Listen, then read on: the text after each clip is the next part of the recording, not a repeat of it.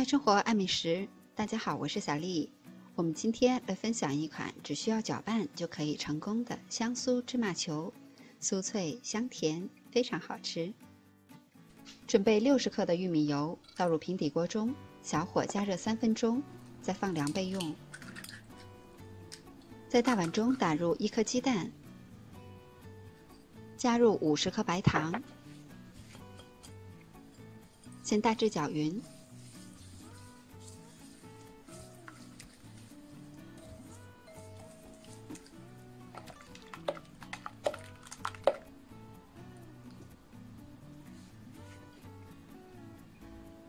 再加入220克的低筋面粉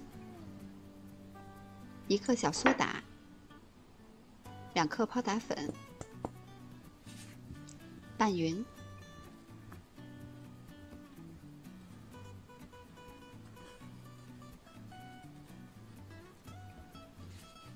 这时候再加入已经放凉了的玉米油。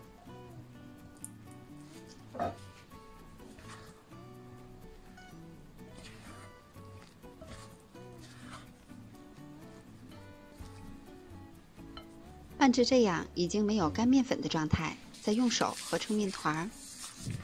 具体的配方比例我会打在视频后方的公屏上，方便大家截图保存。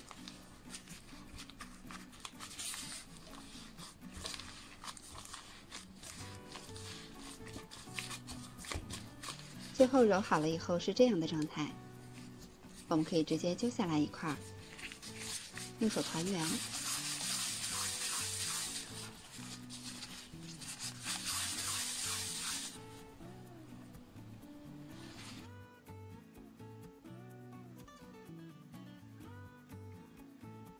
可以薄薄的刷上一层清水，再裹上一层白芝麻。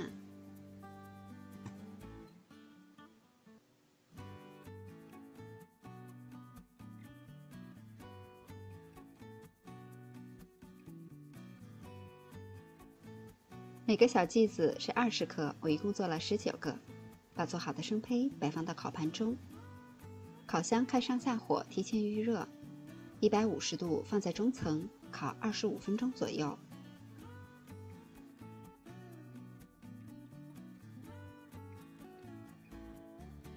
因为烤箱之间是有差异的，所以具体的时间要根据实际情况。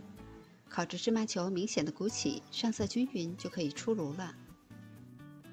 这款香酥芝麻球是一个非常简单、容易操作的小甜点，口感香甜酥脆，搭配上满满的芝麻，吃上一口又酥又香，家里的老人小孩都非常喜欢。